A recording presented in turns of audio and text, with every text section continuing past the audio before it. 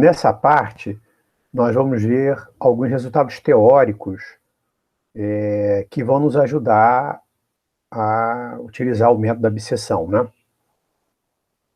O primeiro resultado é a decorrência direta do teorema do valor intermediário.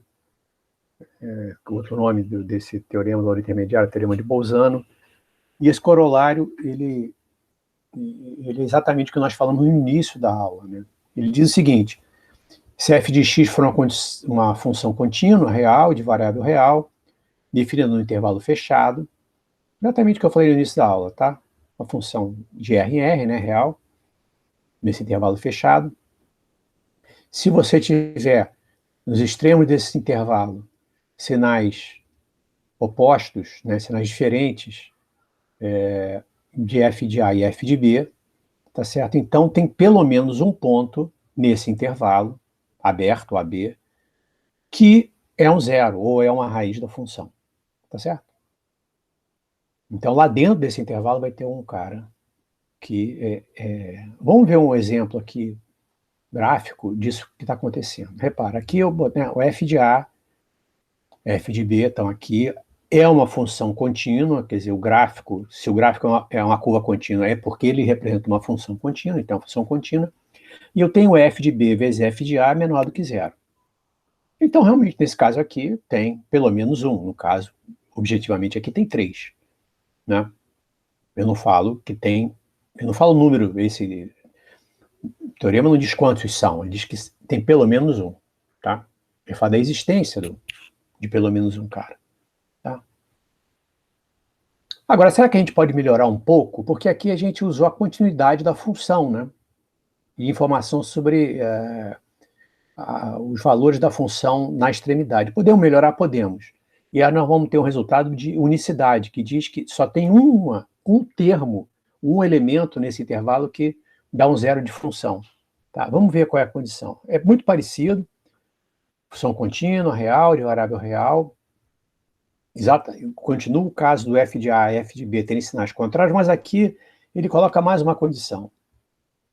E aí que a gente vê a força do cálculo, né?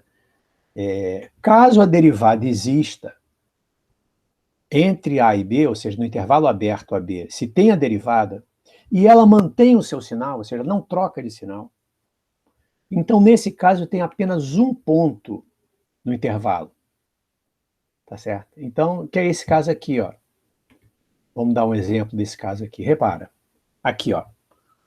Aqui eu fiz questão de botar esse f de A aqui, ele é zero, tá? A derivada dele aqui é zero, tá? Né? É um ponto de mínimo aqui.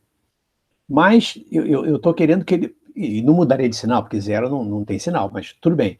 Mas veja bem, entre o A e o B no intervalo aberto, a derivada é sempre positiva. Apesar de, reparar aqui, ela tá, vai, começa, né? Ela é parecida aqui, vai crescendo, aí aqui começa a decrescer, mas não muda de sinal. Então, dada essa condição, ou seja, o f de A e o f de B sinais contrários, a função é contínua, e se ela for derivável no intervalo AB, e não trocar de sinal, a ser derivada não trocar de sinal, então tem um único valor de C. Tá? Repare que no caso anterior, eu dei aquele exemplo com 3, se você prestar atenção, você vai ver que se eu tivesse, por exemplo, aqui no C, em volta do C, pego um intervalo menor, onde a derivada não mudasse de sinal, só teria um ponto.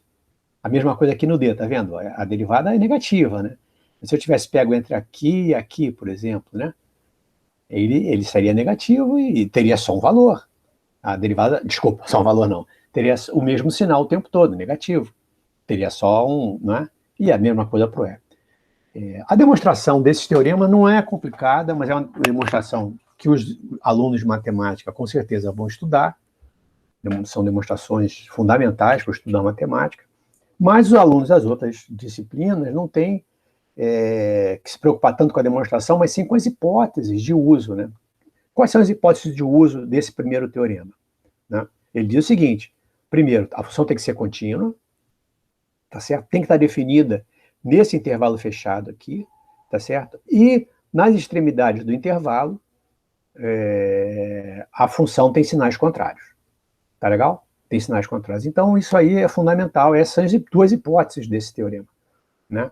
Continuidade da função no intervalo fechado e os sinais serem contrários. Isso aí garante a existência de pelo menos um ponto. O outro resultado é mais forte, porque ele tem uma hipótese mais forte, né?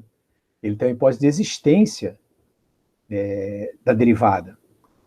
Porque no outro ponto, apesar de a gente ter feito uma função aqui a gente fez uma função que é derivada em todos os pontos, não precisava ser derivável em todos os pontos, entendeu? Não precisava ser. Mas aqui, além de existir a derivada, ela diz que mantém o sinal. Então, está exigindo mais, mas também devolve mais, né? Ele pede mais como hipótese, mas devolve um resultado melhor, no sentido de só tem uma raiz. Se você estiver se aproximando de uma raiz, né, pronto, você está se aproximando da raiz, tá? É dela mesmo que você está querendo chegar. Tudo bem? Então, essa é só a parte teórica aqui. Não vou entrar em demonstração, queria só frisar esses dois resultados. Um, que pega só a continuidade e a troca e os sinais contrários, né? E outro que, além dessas duas condições, também pede a derivada, que a derivada não mude de sinal, e aí devolve um resultado mais forte, que é de unicidade da raiz naquele intervalo. Então, por agora tá bom. Vamos terminar por agora.